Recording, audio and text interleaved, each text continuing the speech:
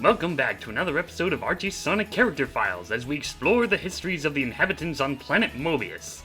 In this episode, we take a look at the history of the young and polite freedom fighter known as Cream the Rabbit, alongside her family and friends, such as her mother Vanilla, her best friend Cheese the Chow, and their robot helper, Gemerl. Well, it's that time of year for Christmas again.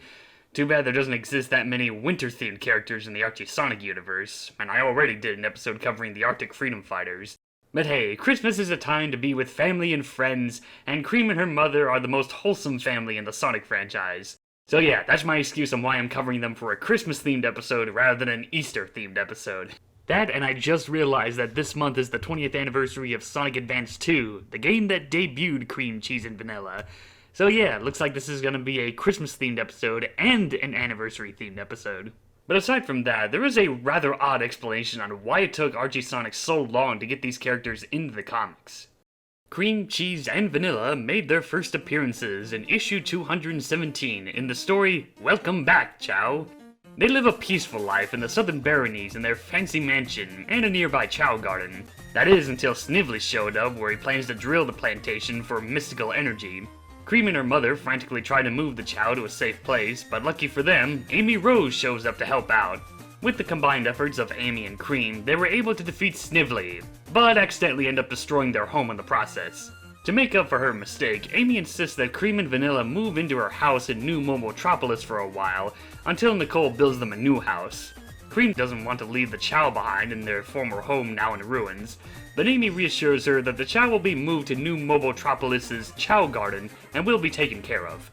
And so the Bunny family begin their new lives, which leads us into the four-part story Treasure Team Tango. While adjusting to their new lives in New Mobotropolis, Amy gets a call from Nicole about something unusual close by. Cream asks her mother if she and Cheese can go with Amy to see what it is, and after thinking about it for a while, Vanilla agrees to let Amy take care of her as they investigate. On their walk, they come across Blaze the cat, who is searching for the Soul Emeralds, and after a misunderstanding, Amy and Cream decide to help Blaze in finding the emeralds, despite Blaze preferring to do her mission on her own. But the search ends up not being so easy as they thought once Team Dark got involved, who are also searching for the Soul Emeralds on their mission for Gun. Things only got more crazy once Team Hooligan and the Babylon Rogues got involved with the hunt. Despite all this, Cream still managed to do her best to help Blaze and eventually managed to retrieve the emerald. After the long trip back home, she tells her mom all about the exciting adventure that she and Amy had, and all poor Vanilla could do was try and stay calm from how a simple search turned into a crazy adventure. After this, Cream and her family would be pushed more to the background for a while, such as witnessing the launch of the Death Egg Mark II in issue 224. The next time we'd see these characters again would be in issue 231. King Nagus manages to defeat Titan Metal Sonic with his crystal magic, but ends up turning Bunny Rabot's body into crystal as well. As she falls to the ground, Cream rushes over to save her, Vanilla tells Big to find Dr. Quack, and as Cream goes back to get Bunny's hat, she finds a mysterious doll close by. Thinking that someone had lost it, she takes the doll with her and plans to find its owner. Later on, the Freedom Fighters group are split into two different teams. Team Fighters heading out to find Mecha Sally, and Team Freedom staying behind to protect New Mobotropolis, with Cream and Cheese being some of the members. Rosie is surprised to see Vanilla being okay with this, but Vanilla says that this would be a safe way for her daughter to start her heroing, and heroing she does. In issue 236, she rescues some civilians from a collapsing building. In issue 240, she guides some civilians to safety while the city is being attacked by egg swats. In issue 241, she begins to wonder where the Tails doll has disappeared to, only to be busy in saving Mina Mongoose and her band when her concert is attacked. And in issue 247, she is present at the reopening of Castle Acorn, only for something to go wrong. After the commotion has died down, Cheese finds the Tails doll lying around. Cream scolds the doll for disappearing, but suddenly realizes that all these attacks and incidences have happened whenever the Tails doll was close by. She quickly tells Rotor that she thinks that the Tails doll was created by Dr. Robotnik, and they begin to plan a surprise attack. Later that day, Cream tells her mother that she's heading out with Team Freedom, Vanilla tells her to take care, the Tails doll slinks away, only to be spotted by Team Freedom. But it has a surprise as it begins to turn into its monstrous form to destroy Nicole and Team Freedom. But thanks to the Super Genesis wave, this traumatizing encounter for Cream never happened. Which leads us into the new timeline, and half of their history is identical to how it was in the games. starting off with Robotnik kidnapping Cream, Cheese, and Vanilla, only to be rescued by Sonic and his friends, helping Amy and Big find their missing friends and later fight the Metal Overlord, helping her new friends like Blaze the Cat and Emerl on their adventures, and finding a wrecked Gemerl, taking it to Tails to rebuild and reprogram it to be friendly just like Emerl, and now the robot protects Cream, her mother, and their friends. Sometime later, Amy and Cream are summoned to the Soul Dimension to help Blaze and Marine in retrieving the last of the Soul Emeralds, that are being hunted down by Captain Whiskers and a newcomer known as Captain Metal. After a high seas adventure full of action, robot pirates, and a temporary truce with Bean and Bart, they are successful in retrieving the last of the Soul Emeralds, and Blaze sends them all back to their home world. But their time for peace and quiet will still have to wait a while, as they end up getting caught up in the battle between Sally and Metal Sonic. Cream asks Bean and Bart to help them out, but the two hooligans run off to find their boss. So now Cream is left to fight off Metal Sonic alongside Cheese, Amy, and Sally. They put up a good fight, long enough for Sonic to show up and chase it out of the city. Once that was over, Cream and Cheese head over to Rotor's new flying fortress, the Sky Patrol. And a good thing too, because now the planet is shattered thanks to one of Robotnik's schemes. Despite being a junior member of the Freedom Fighters, Cream was kept in the Sky Patrol for safety most of the time, during the whole Shattered World crisis. She did her best to be positive in this dire situation, and help provide refreshments for her teammates, as well as do some training in Nicole's digital world. As for Vanilla, she reassures Cream that she will be safe with Gemerl protecting her and the citizens of Mobotropolis. The next time she would be seen in action again would be in issue 267. The Freedom Fighters are on a mission to find a Chaos Emerald in Sand Hill Zone, but they end up getting ambushed by some of Robotnik's E100 series robots. Fortunately, Cream and Big arrive to help rescue their teammates, while Cheese teams up with T-Pup and Omochow in distracting E108 Iota. Which leads us into the second Sonic and Mega Man crossover, Worlds Unite. When Mobotropolis is attacked by an evil roboticized Mega Man, the Freedom Fighters are going to need all the help they can get. Cream contacts her mother to send Gemerl to help the Freedom Fighters, in which the robot does so. After some battles and both Mega Man and Sonic being restored, they find out that Sigma from the Mega Man X universe is behind all of this. And so Cream, Cheese, and Gemerl join forces with many heroes and villains from different universes to stop Sigma with his plans of conquering the multiverse. Then it was back to saving their own universe. The last time we would see all four characters again would be in issues 283 through 285. After the Freedom Fighters managed to collect all the Chaos Emeralds and Gaia Keys, the Freedom Fighters plan to do a worldwide simulation assault with all their friends and allies.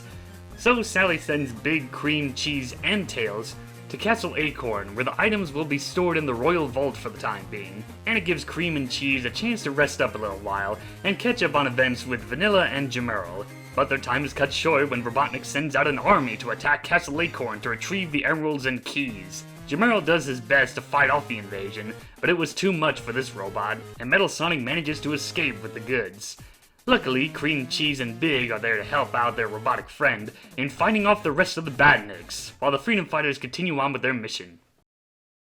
And that concludes the history of Cream the Rabbit, her mother, and her friends. A small family who ends up going on adventures for the most part.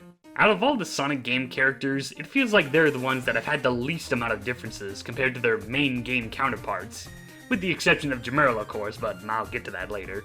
It took a long time for Archie Comics to get these characters into the comics, and the explanation for it is rather odd since it also involves Sonic X.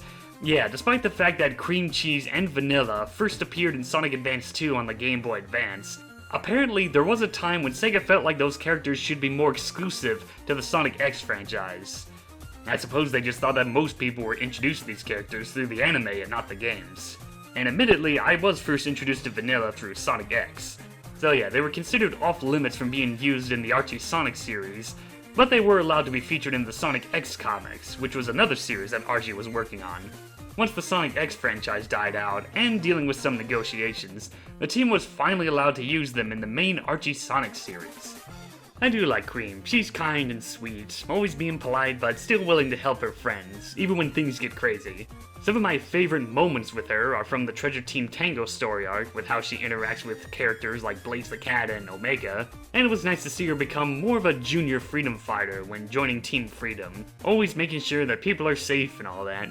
In my Bunny Rabot episode, I mentioned how Cream and Bunny are considered as cousins in the temporarily altered universe during the Sonic Genesis story arc.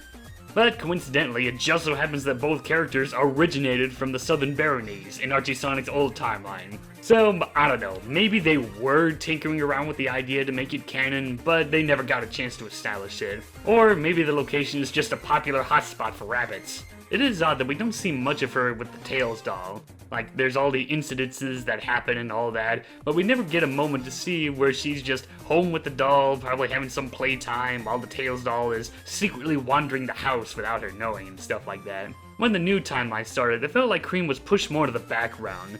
She did have her moments in the Pirate Plunder Panic story arc, but once she joined the Freedom Fighters on Sky Patrol, she rarely contributed much to the team on their missions. She was just kept up in the Flying Fortress, providing refreshments and all that. Only active thing she got to do was rescuing her teammates from the E-Series robots. Yeah, quite the downgrade when you consider the fact that games like the Advanced Trilogy, Sonic Heroes, and Battle are considered to be canon in this new timeline. It looked like she was going to have a more active role again in Sonic Universe issue 97, where she teams up with Sally and Amy to repair Nicole's broken handheld form, but sadly that story ended up getting cancelled. While Vanilla isn't as active as Cream is at adventuring, she's still the calm, motherly character that we all know and love. Despite the limited screen time, she does have some nice moments, like trying to stay calm when her daughter tells her about hunting for the Soul Emerald, or sending Gemerl to help Sonic and the gang during the Worlds Unite crossover. And if you saw my episode on Rosie, I briefly talked about the idea where I would have liked to see Vanilla look after the 3 orphan Mobians that Rosie was looking after. More of a passing of the torch moment. That, and I just feel like we need more images of those two just hanging out more. Oh yeah, I guess I should mention these 2 pics that a lot of people have spread misinformation about how this really happened in Archie Sonic, quote unquote, when they didn't. One is just a simple edit of Archie Sonic's version of Caratia the Rabbit, and the other is from a fan-made comic series called Sonic Eggs, I think. And they commissioned Tracy Yardley to help out with the art, who just so happens to have also worked on Archie Sonic. So to clarify, no, Pissed Off Vanilla and Older Cream does not happen anywhere in any issue of Archie Sonic. I don't have much to say about Cheese. He's still the little guy protecting Cream. While he has been depicted as being overpowered in some of the games in terms of gameplay, the comics seem to tone down his strength, so most of the time whenever he flies in to attack or protect someone, it ends up being more comical. Then again, there are a few times where he has the strength to fight for his friends. Speaking of which, you'll probably have noticed that I never bothered mentioning his brother Chocola Chow in this entire video. Is it because the character doesn't exist in the Archie Sonic universe?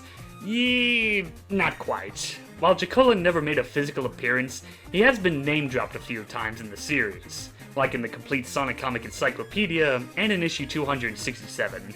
So technically, he does exist in both timelines of the Archie Sonic universe, we just never see him in action. And finally, there's Gemerl.